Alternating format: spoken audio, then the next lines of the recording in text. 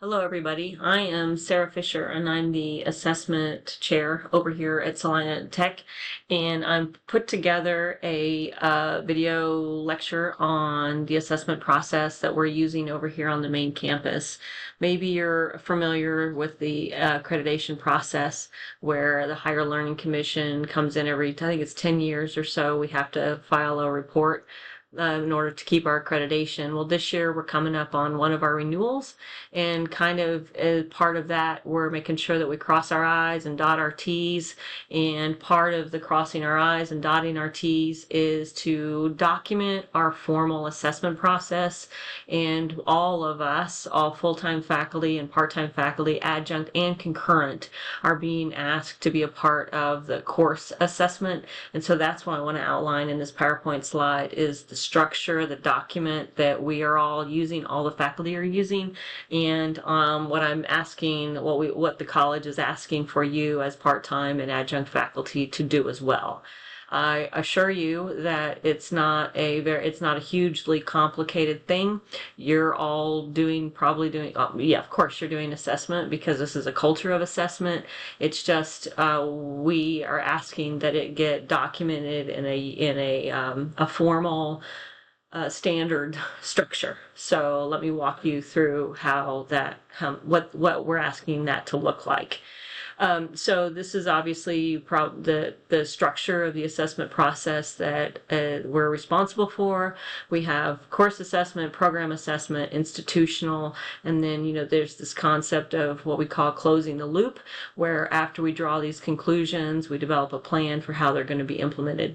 All I'm asking, or all faculty are being asked to do, is focus on the course assessment piece right here at the front. The program and institution will be taken care of at an administrative level.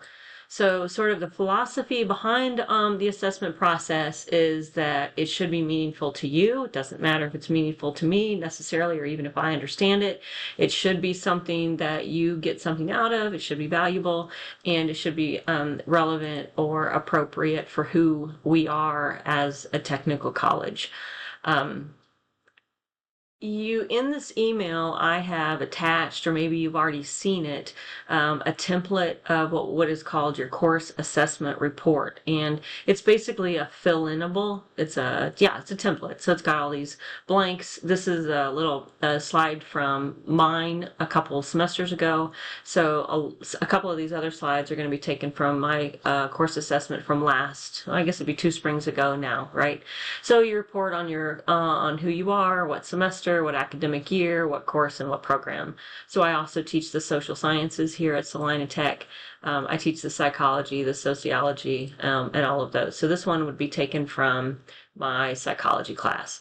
The next section on the form is going to ask you to outline your course assessment plan, what outcome. Okay, so in terms of which outcome we ask that you assess is to please pick one of those that is on your syllabus that is articulatable. So you may remember or not that your course outcomes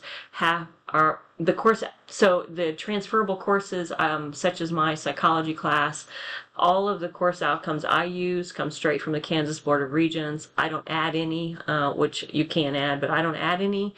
And so we ask that you pick one of those course outcomes that are in part of the Kansas Board of Regents core outcomes, and I can help you find those they're probably what's already on your syllabus, because I know we have somebody here at the college who's double checking that. So you can pick whichever outcome you want to assess. In this year, it looks like I was assessing behavior and biological basis.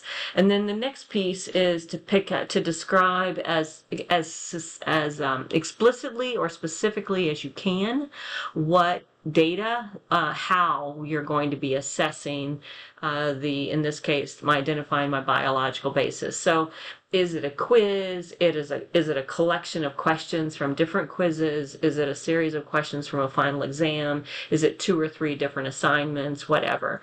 And I actually created a little quiz because that was a little bit easier for me. And all of those questions are on the biological basis. And then the next one is how do you measure success? So what is your standard? I think a 90%, because that's an A, works. But whatever it is that you would consider to be success on that particular item that you're using to measure. Chances are you probably have multiple different items. You don't need to use multiple different items. We're really putting on paper the structure of our thinking, the process. So on your course results, this I think again is, please be specific in what were the results of this thing that you did. And you can be as specific as that you had 10 students who did it, 4 turned it in late. I mean, you can be as specific as you want, but specificity here I think is important. So again, we're using mine. It looks like I had 5 students who take it, 5 got 80%. I talked about which question was most likely to be missed, right? So again, it's illustrating your thought. You're describing your thought process, or describing your observations.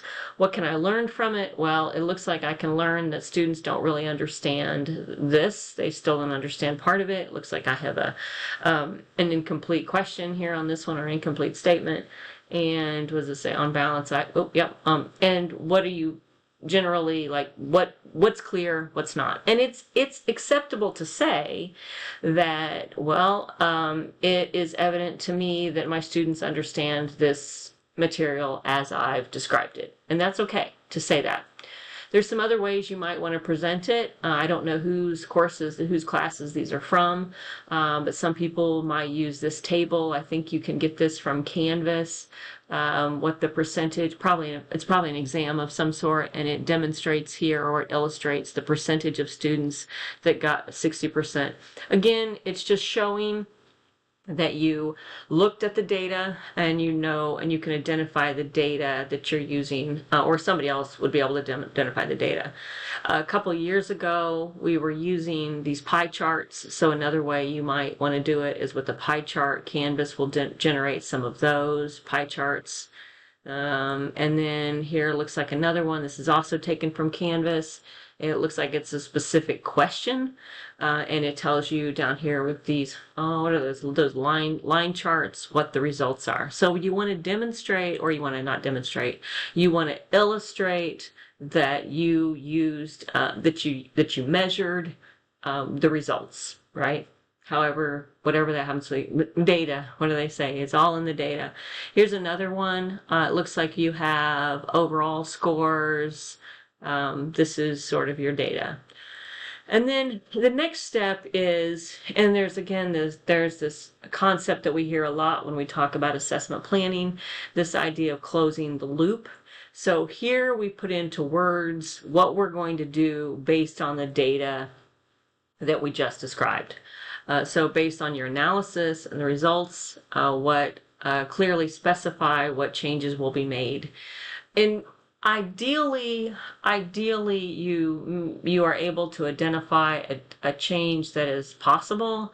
I have read assessment reports where they say everybody learned everything, I don't need to make changes. And while that may be true, my guess is all of us are probably interested in being an even better instructor, a better teacher than we were the semester before.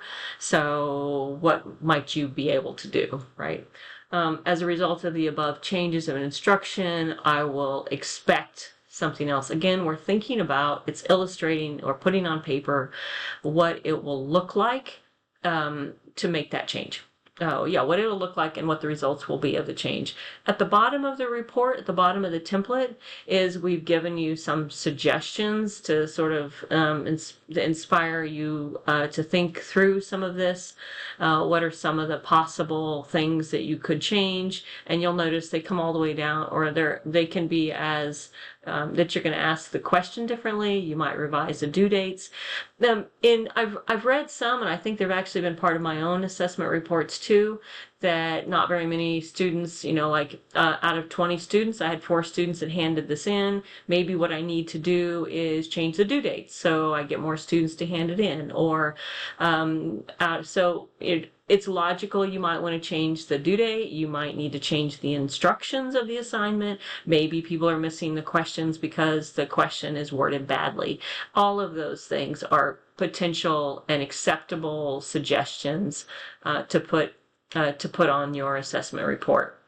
This next section is a part of the closing the loop report that I get the most questions about, and that is how we're going to make that change. So the idea, of course, is you assess, you find that you need to make this change, you describe the change you're going to make, this is the results that I expect the next time around, and then the next time around, which we probably shouldn't be talking about the next time around because we're kind of talking about the first time around, but the next time around you assess it again and you say, okay, I did this, and these were the results the next time around, right? That I changed the due dates and I got more people to respond. What's this one say? Oh yeah, an example of how to update next time the course is assessed. And then finally, here's just some reminders. If you have questions, you can reach out to me. You can reach out to Jennifer. We did kind of create a standard format here of naming it, but if that would be great if you can name it like this. But of course, I'm also keeping track of those myself. So I hope that makes some sense. I hope that doesn't seem too burdensome to anybody. Again, the point really is that we're able to, or that we do what we often are asking our students to do, and we document, we outline our thinking process and how the data translates into, or how I ask a question, I conceptualize how I'm going to measure that question. I look at the data after I've asked the question, and then I use the data to make it better. Thank you for listening.